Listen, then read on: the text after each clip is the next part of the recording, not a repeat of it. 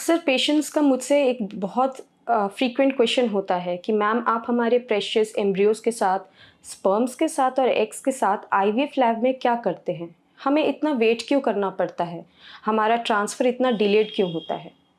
अगर आप infertility treatment ले रहे हैं किसी सेंटर से, तो अक्सर ही आप अपने डॉक्टर्स से, अल्ट्रासाउंड टेक्नीशियन से और नर्स से रोज़ ही मिलते होंगे, क्योंकि आपको फ्रीक्वेंट बेसिस पे इंजेक्शंस और स्कैन्स के लिए आना पड़ता है। ये टीम जो बहुत ही ज़्यादा इम्पॉर्टेंट है आपकी फैमिली क्रिएशन के गोल को आगे बढ़ाने में, साथ ही साथ बिहाइंड द सीन्स एक और टीम होती है जो फुल कंट्रीब्यूशन देती है कि आपका जो जर्नी टू द पेरेंटहुड हो वो बहुत सिंप्लीफाई हो सके। नमस्कार, मैं दीपा शेखर, सीनियर एम्ब्रियोलॉजिस्ट फीटोमेट वेलनेस कोलकाता से हूँ। जो सबसे मेन क्वेश्चन है कि what happens in an IVF laboratory. तो सबसे पहले इसको जानने के लिए हम बात करेंगे कि आईवीएफ एग्जैक्टली होता क्या है।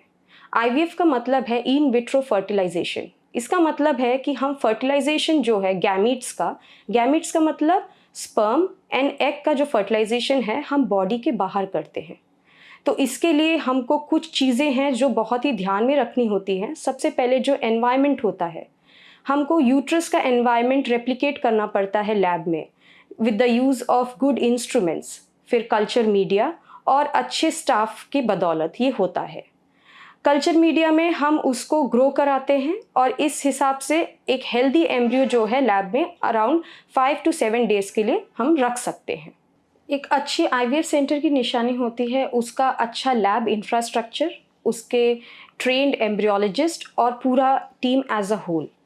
जो एम्ब्रियोलॉजी टीम में एक्सपर्ट्स होते हैं जिनके पास डिफरेंट एबिलिटीज़ होती हैं, स्किल्स होते हैं, प्रोफिशिएंसी होती है और कॉम्पिटेंसी होती है, जिससे आपके जो गैमीट्स होते हैं उनको वो सक्सेसफुली जो है हैंडल कर सकते हैं, एनालिसिस कर सकते हैं और उसको लॉन्ग टर्म स्टोरेज भी दे सकते हैं। तो मेरा ये कहना बिल्कुल भी गलत नहीं होगा कि आपके बेबी का फर्स्ट बेबी सिटर एक एम्ब्रियोलॉजिस्ट होता है, क्योंकि जो वो एम्ब्रियो हैंडल करता है जो फ्यूचर में जाके बेबी का फॉर्म लेगा। एट फीटोमेट वेलनेस हमारे पास हाई एंड टेक्नोलॉजी मीडिएटेड जो है लैबोरेटरी है, जहाँ पे हम आपके गैमीट्स को अच्छे से हैंडल करते हैं, उसका एनालिसिस करते हैं, उसका ग्रोथ को मॉनिटर करते हैं और उसको सेफली स्टोर करते हैं। एम्ब्रियोलॉजी टीम में एम्ब्रियोलॉजिस्ट होते हैं, सीमेनोलॉजिस्ट होते हैं और एंड्रोलॉजिस्ट होते हैं।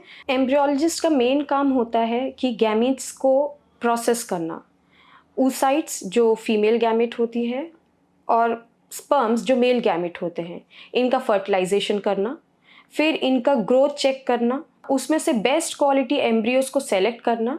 अगर हमारे डॉक्टर बोलते हैं कि उसी साइकिल में ट्रांसफ़र करना है तो हम लोग फ्रेश साइकिल ट्रांसफ़र करते हैं, अदरवाइज हम उसको फ्रीज करते हैं through the process of cryo preservation. उसके बाद हम उसको लॉन्ग टर्म स्टोरेज दे देते हैं एट अल्ट्रा लो टेम्परेचर्स और फिर नेक्स्ट साइकिल में उसको अगेन 37 डिग्रीज पे लाके थ्रू स्पेशलाइज्ड मीडिया हम उसको यूट्रस में वापस ट्रांसफ़र करके इम्प्लांटेशन के लिए छोड़ देते हैं।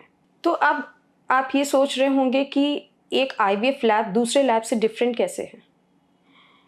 सिंस ये पूरा प्रोसीजर बहुत सेंसिटिव होता है, हाईली डिमांडिंग होता है और इसको एक स्ट्रेस फ्री कंट्रोल एनवायरनमेंट में करना होता है, तो इसके लिए जो भी पर्सन एम्ब्रियोलॉजी लैब में होते हैं वो हाईली स्किल्ड होने चाहिए, उनके पास फील्ड की एक्सपर्टीज़ होनी चाहिए और नॉलेज तो चाहिए ही चाहिए। सेकेंडली, हमारे पास अपडेटेड प्रोटोकॉल्स होने चाहिए।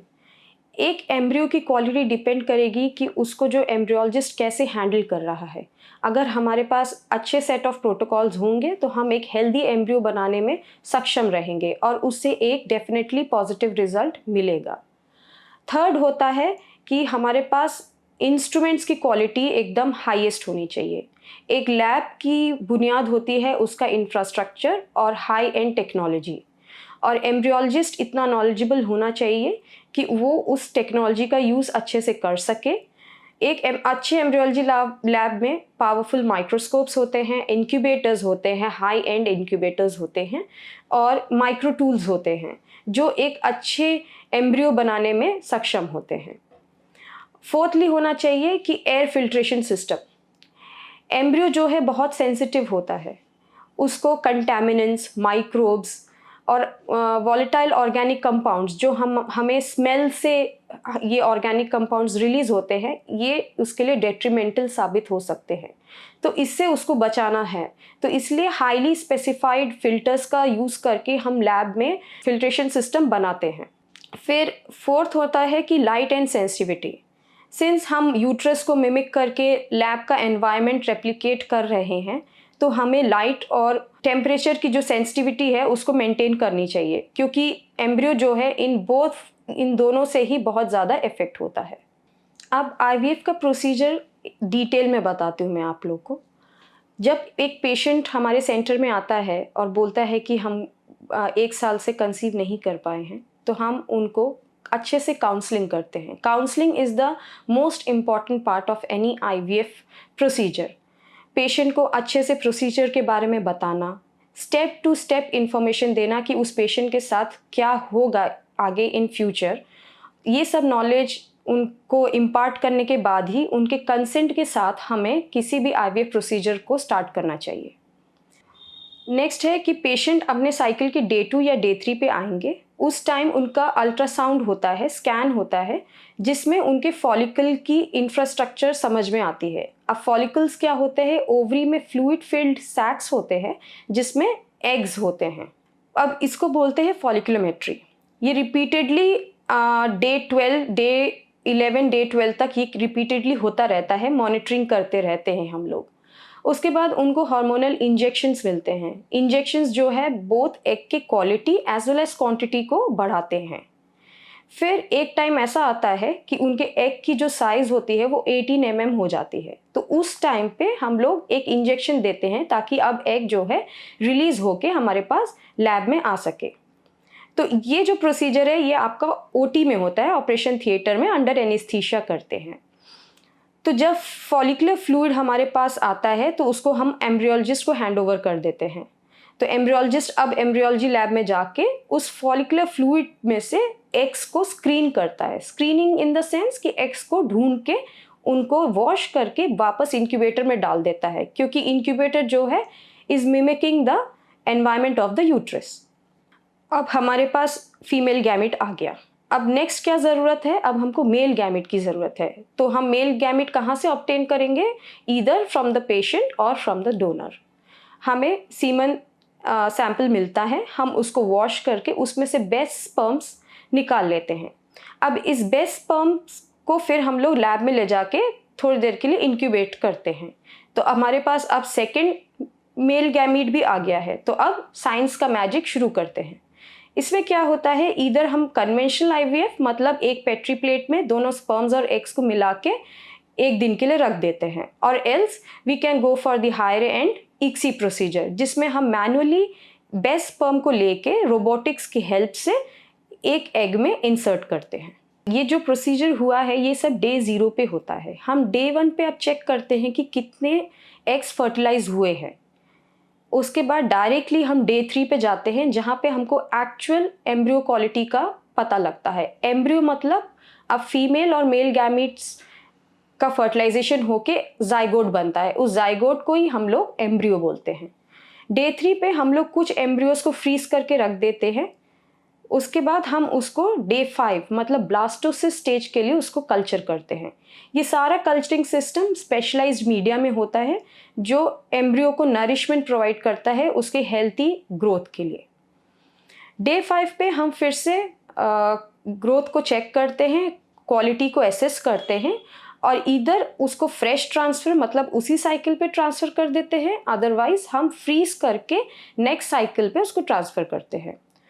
ट्रांसफ़र हो जाने के बाद में 15 डेज़ के बाद पेशेंट से बोला जाता है कि आपको एक बीटा HCG का टेस्ट कराना पड़ता है, जो एक ब्लड टेस्ट होता है जिससे प्रेगनेंसी कंफर्मेशन हमें मिलती है।